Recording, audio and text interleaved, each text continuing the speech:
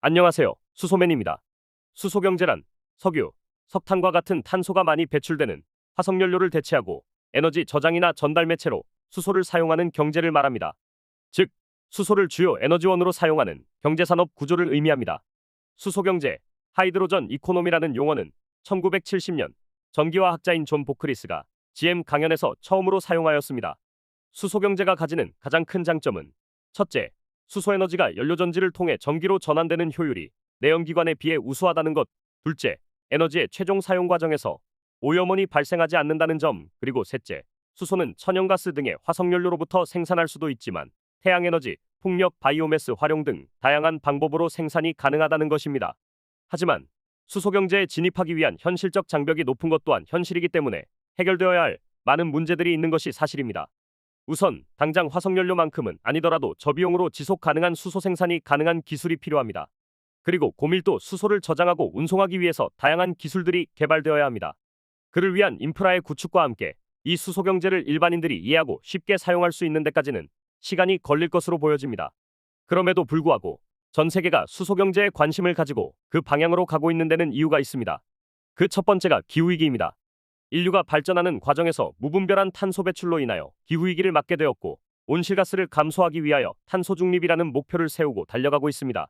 탄소 중립을 해결하면서 화석연료를 대체할 수 있는 적합한 에너지로 현재는 재생에너지가 꼽히고 있습니다. 재생에너지는 풍력, 태양광, 수력과 같은 에너지를 말합니다. 재생에너지가 풍부한 아이슬란드나 노르웨이 같은 국가들은 이미 100% 재생가능 에너지로 전력을 공급하고 있는 것으로 알려져 있기도 합니다. 우리나라와 같이 아직까지도 거의 대부분의 에너지를 해외로부터 수입하고 있는 국가로서는 부럽기 이를 데 없는 상황입니다.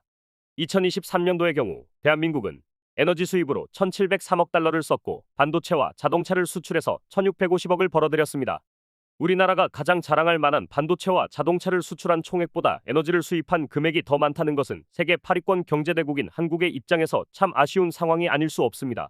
그리고 탄소 중립을 보다 앞장서서 주도했던 유럽연합은 탄소국 경조정제도라는 제도를 통해 해외에서 들여오는 제품들이 탄소에너지를 사용한 정도에 따라 세금을 물리도록 하고 있고, 이 제도를 2024년부터 시범 시행 개시하여 2년 후인 2026년부터는 본격적으로 제도를 시행하여 탄소 배출을 많이 하는 제품이나 국가에 대해 큰 타격을 줄 것으로 전망되고 있습니다. 우리나라의 경우 유럽연합 수출액은 탄소국 경조정제도 적용 대상 품목 중에서 철강이 43억 달러로 가장 큽니다. 우리나라의 탄소 배출을 가장 많이 하는 곳은 철강업체인 포스코인데, 포스코가 만일 지금과 같은 방식으로 철강을 제조하여 수출을 한다고 한다면 수출을 하면 할수록 손실이 커져서 더 이상 사업을 운영하기 힘든 상황에 빠질 수 있습니다. 그러다 보니 포스코도 해외에서 수소를 수입해서 사용한다거나 수소환원 공정을 통해 제철을 한다는 등의 다양한 자구책을 마련해 가고 있는 상황입니다.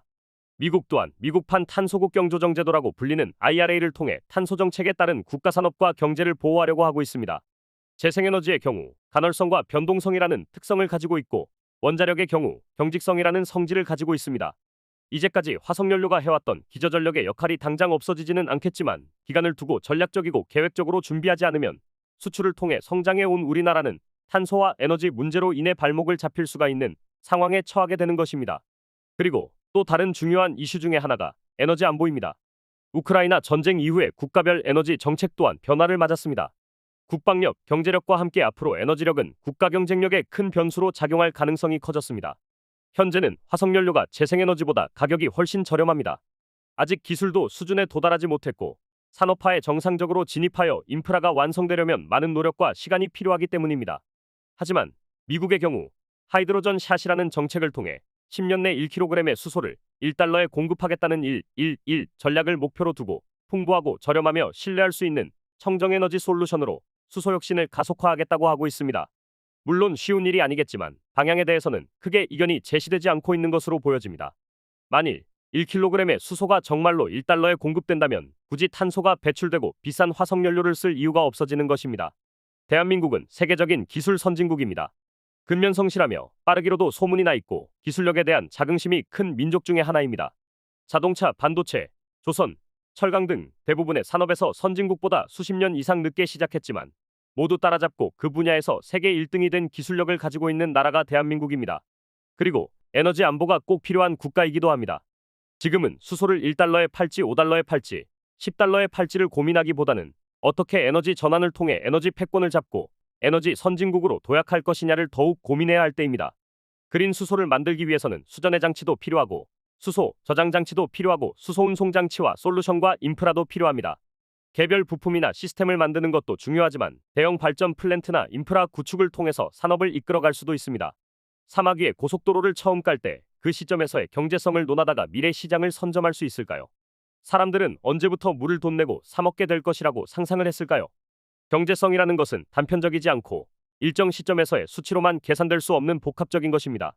특히 그린에너지 인프라라는 것은 어떤 한 사람이나 한 기업 또는 특정 국가가 독립적으로 이루어내기 어려운 것입니다.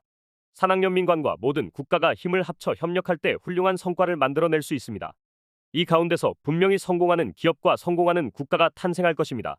수소의 가장 큰 장점 중에 하나는 모두가 출발점에 똑같이 서 있다는 것입니다. 당장은 아무도 할 수 없지만 누구나 할 수 있다는 것입니다. 탄소 중립이라는 큰 대세에서 성공의 기회를 반드시 잡을 수 있기를 바랍니다.